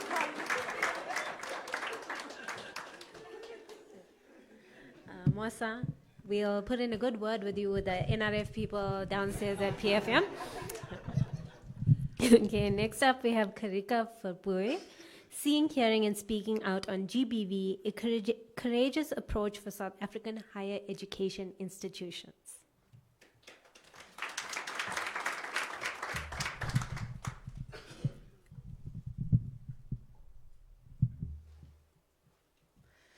The image of the three wise monkeys reflects the current perspective of many South African higher education institutions, in which they do not want to see the evil of gender-based violence, GBV, as represented here by Hina, do not want to hear about it, and even worse, do not want to speak about it. In fact, my research indicates that most institutions are either in denial, uncertain, or uncomfortable about GBV. When they do discuss it, it's at limited times through limiting one-way communication tools. However, one of the best and underutilized ways we can address GBV is simply by talking and listening to all the different people on the campus. My study looks at how the responses of GBV can be changed through strategic communication and multi-stakeholder engagement. Through in-depth interviews with institutional employees and student surveys at South African private higher education institutions, I developed a multi-stakeholder engagement approach using strategic communication as a change agent to address GBV. This strategic collaborative approach involves all the stakeholders on a campus, from staff, administration, but most importantly, students. It focuses on engaging with multiple institutional voices through multiple communication tools, such as campus media, for example, the campus radio station, and in-person events, which my research indicated were students' preferred choices. My research recommends that institutions use these communication tools continuously and authentically to engage on the 7 Ps of GBV. What are the 7 Ps of GBV included in my approach? To ensure that we tackle GBV comprehensively, we must discuss GBV policy, prevalence, prevention, protection, prosecution, partnerships, and provision of services. My approach suggests that institutions merely guide this dialogue on GBV. This dialogical approach on GBV has to start with students, is interactive, and is a process of exchanging and challenging different viewpoints, where not only the loudest voice is heard, but also the alternative voice, which is inclusive and aimed at collaborative, creative solutions for chasing away that hyena. However, most importantly, my approach is continuous and must be evaluated on a regular basis to ensure that it's working and how best the approach can be adapted to adjust to the cunningness of the hyena and to ensure that the whole tribe remains involved in the process. My vision for the future. Thereby we can be more courageous by seeing GBV more clearly, hearing the concerns of all involved, and speaking out through effective GBV policies and practices. Thereby we can be more courageous by seeing GBV more clearly, hearing the concerns of all involved, and speaking out through effective GBV policies and practices. My vision for the future is that by using my proposed approach, we can create a higher education landscape in which no one turns a blind eye, deaf ear, or remains silent in the face of GBV. And that by working together as a tribe, we can conquer the hyena called gender-based violence.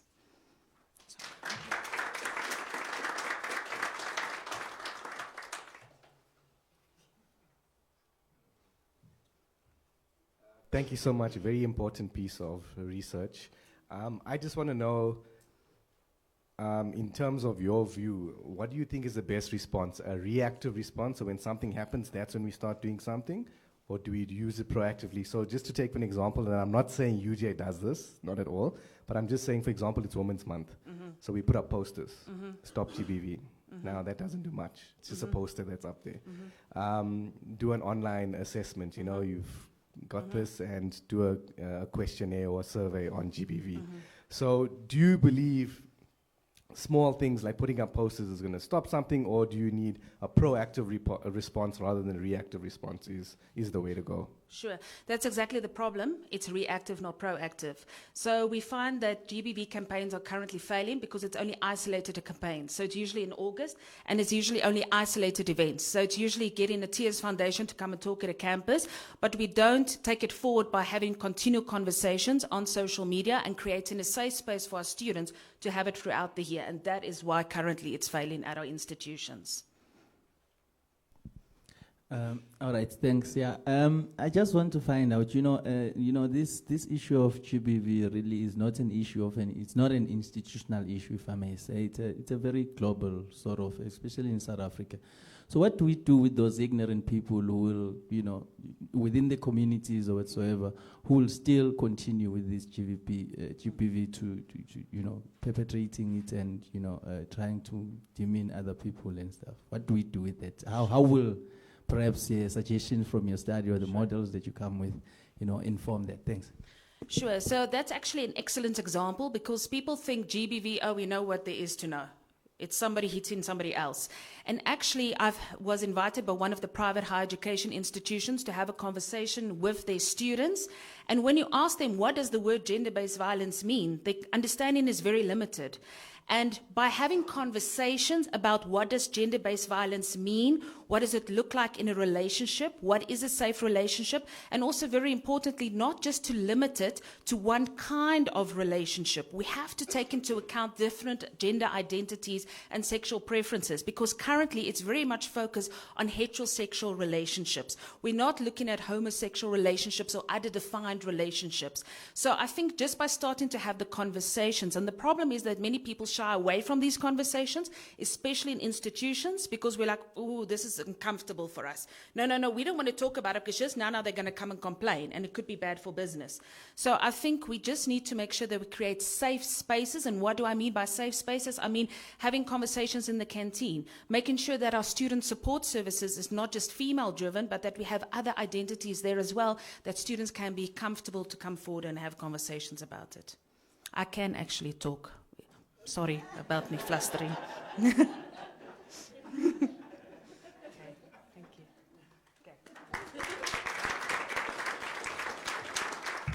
Thank you. Okay, and our last presenter for today, Thembisile Mbata, the role of mentorship in supporting and advancing female football coaches within the South African context.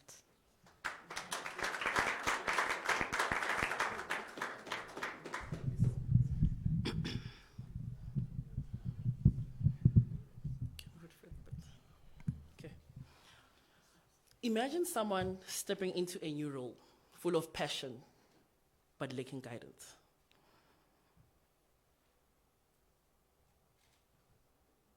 Then a mentor shares decades of wisdom, fostering growth and success. Isn't that the essence of mentorship? Female football coaches are underrepresented despite the high participation rates of female athletes in the industry. While that is widely known, majority do not realize that female football coaches have limited access to mentorship programs. Those that are available, such as the FIFA mentorship program, primarily benefit those with advanced coaching licenses. But what about those with lower level coaching licenses? My research focuses on presenting equal opportunities that enable female football coaches at all levels to climb the coaching ladder. The review systematically searched and analyzed peer-reviewed articles from 6 databases and examined mentorship as a support mechanism for supporting female coaches, and focusing on career advancement as an outcome. The findings highlight the need for greater organizational involvement in developing and supporting female football coaches, the encouragement of shifting to sponsorship for advancing female coaches, and the positive impact of mentorship on female football coaches. The review shows that, or confirms that, female coaches, mentorship is essential for advancing female coaches, providing support and fostering professional development. Future research should focus on exploring how mentorship programs, future research should focus on exploring how mentorship programs can promote inclusivity and diversity within the coaching landscape, and focusing on females and underrepresented communities. My research proposes actionable solutions such as inclusive policies, support networks, and diverse panel in hiring. Mentorship isn't just only beneficial, but it's a game changer. Thank you.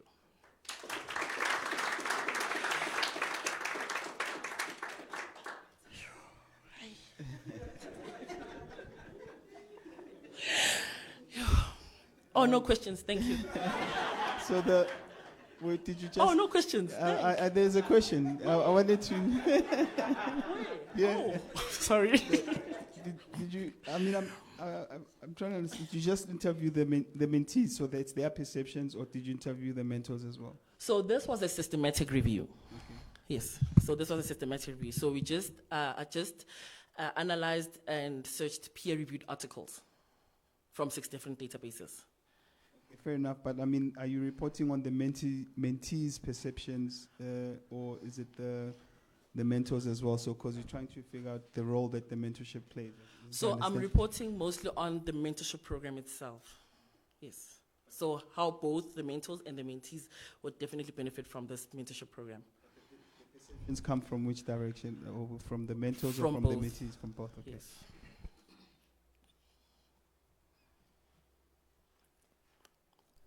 Thank you. This is very interesting because you see in what's happening in South Africa, I mean, female footballers and their coaches, they're not taken that seriously.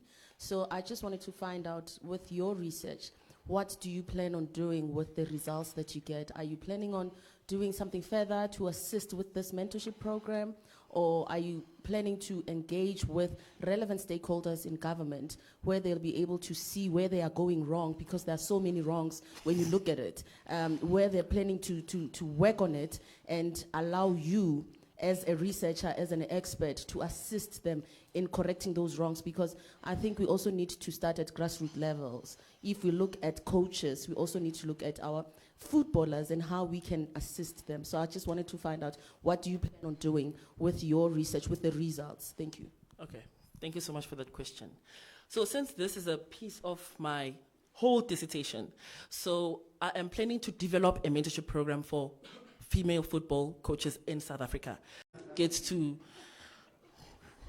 read my, or just take whatever that I'll have on the time that this mentorship is implemented. Nothing else, right? Thanks.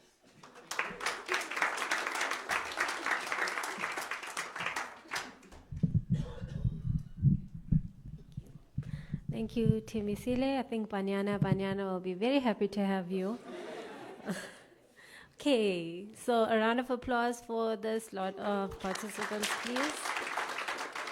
Okay, so now is that time where the judges go off to pick the winner. And we will also be having the People's Choice Award. The judges do not get to be a part of this because they're already selecting the winner. So this is the winner of the people.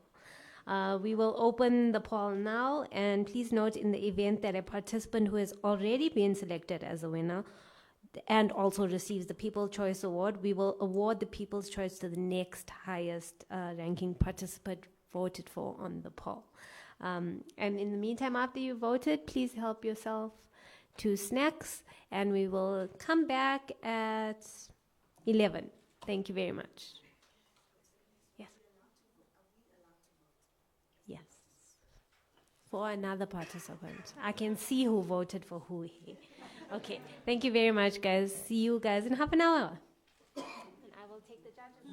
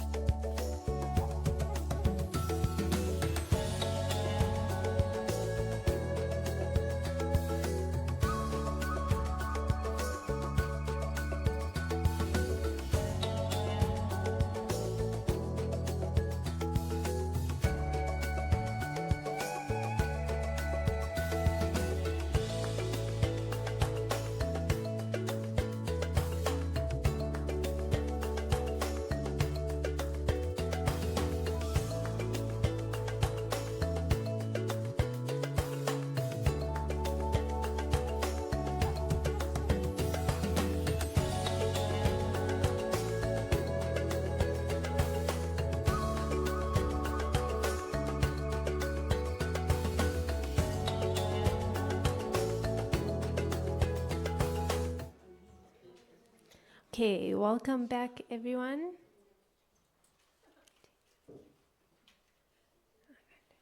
Okay, so the results are in, and we have come to the long-awaited announcement. I know that's all we were actually here for, guys.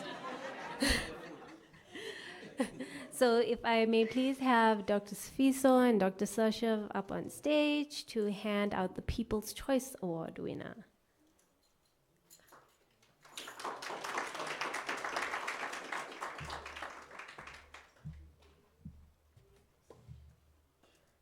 Okay, and drum roll, please. Our People's Choice Award winner goes to Karika Faboy.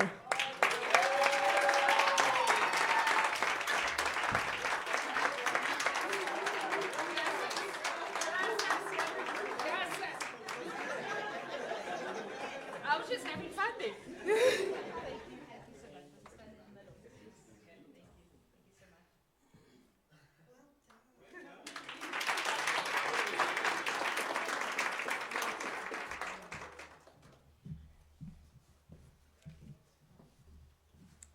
Well done. Okay. Okay, another drum roll, please, for third place winner. You guys think? Huh? And our third place winner goes to Nsako Mkonto.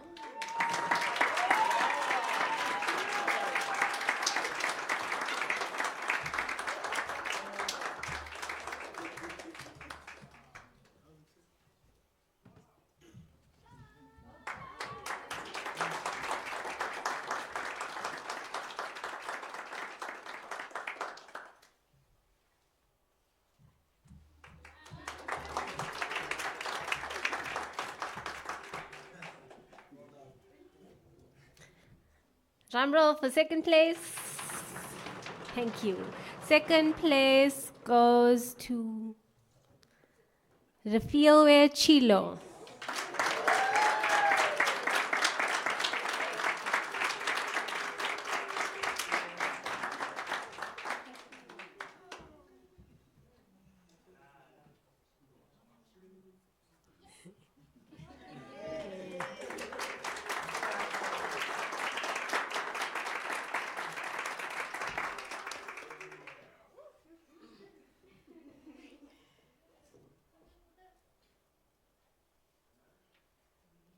Now we're going to have the biggest drum roll.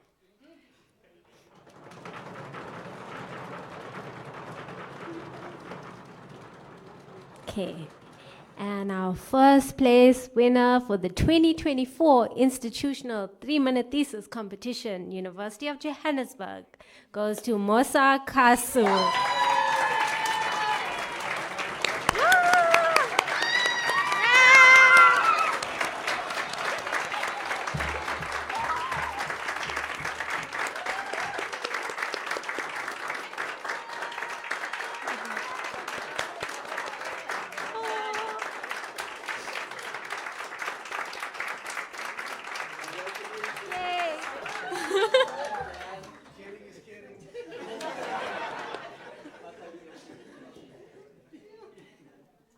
That was beautiful. Thanks, guys. I have no idea how to top that news now. Oh, okay.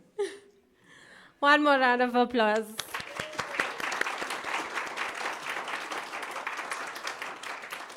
Okay, so before I go on to the vote of thanks and closure, we'll give the audience one more chance to win a prize because you guys have been very good to us today. I think you guys know the drill. I will announce the code. It's 5443 3998.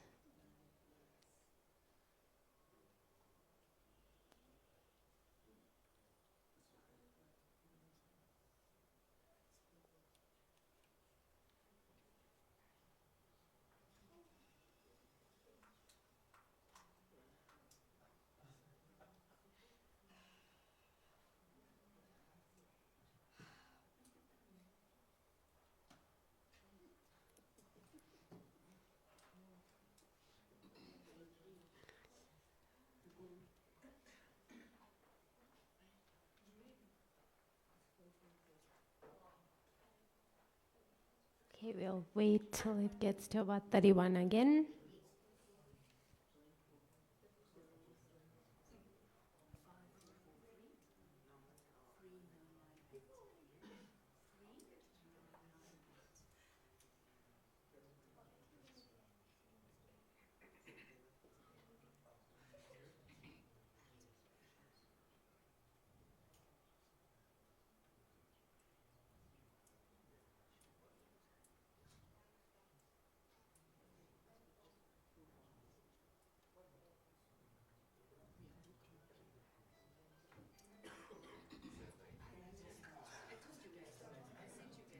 Okay, I think we can begin. Oh, sorry. Go back one. It's 54433998. Okay, anyway, who is eligible to participate in the 3MT competition?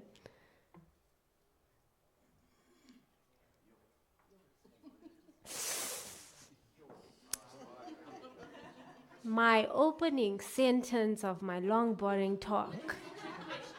Doctor of Philosophy students. It's okay. Leaderboard, please. Thank you. Okay, Thinky, please own up to who is Thinky. Okay. Banana. Okay. Next question, please.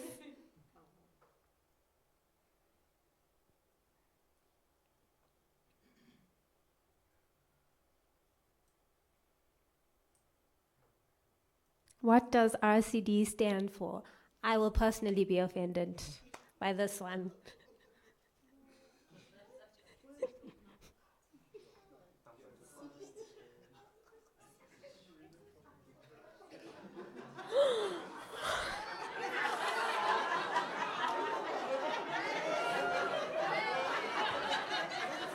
Right here. Okay, leaderboard, please.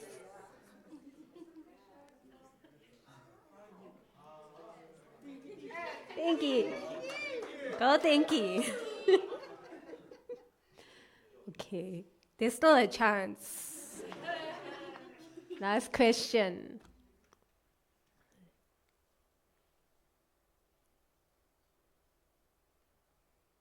Which presentation format is used for the 3MT competition? In the title.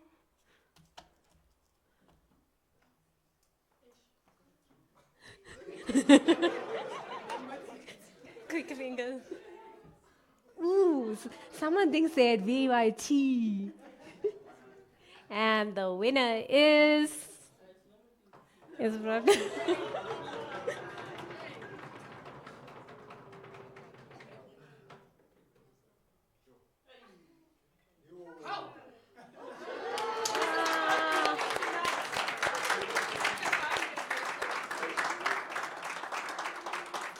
May come up.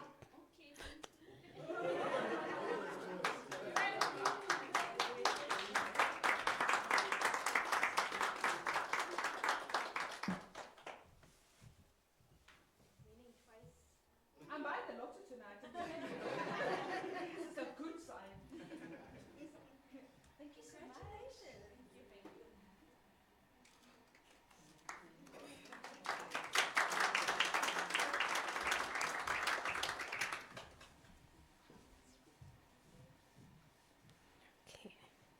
And we have come to the end of our program.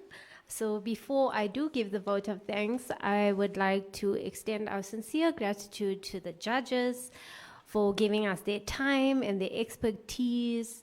And I would like to say for being the actual people that have given us the winners and the vibes today. Actually, very hyper bunch of judges, love them. If you may please come up, and Dr. Richard and Dr. Vanishi, we will hand over our gratitude gifts.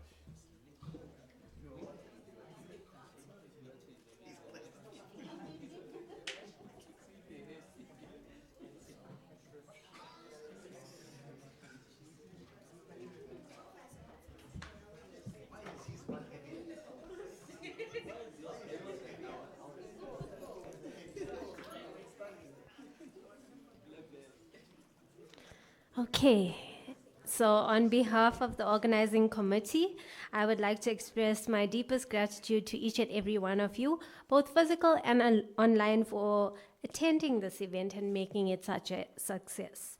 As I mentioned, first and foremost, I would like to thank the judges again, especially the head judge. They were at loggerheads in that boardroom. I had to pull them apart, but they came to a general consensus at the end. And to our talented participants, for your creativity, ingenuity, and passion for your research, which shone through in your extraordinary presentations and talks today. And on behalf of my team, we are very proud of you, seeing your journey from where we began to now. So you have a special place with us. Come visit us anytime. Enter the other competitions. We'll get there. And I would also like to acknowledge the tireless events of our team, the organizing committee. Your hard work, commitment, and planning has always ensured smooth success and execution of these events. To our audience, I'm pretty sure we have the same people coming to these events and supporting the Research Capacity Development Unit and the Postgraduate School, and for that we are very appreciative. And to all our service providers, with special mention to our technical team, the visual studio. We have Kevin, Brad, and Gabby with us today, always for saving my tiny behind. And our catering and decor team, plates and platters, and all the various departments of UJ who have assisted us today. And I should rather say everyone who had a contribution. So thank you once again to all of you for making this leg, the 2024 Institutional 3-Minute Thesis Competition, a success, and we hope to see you next year. Thank you very much.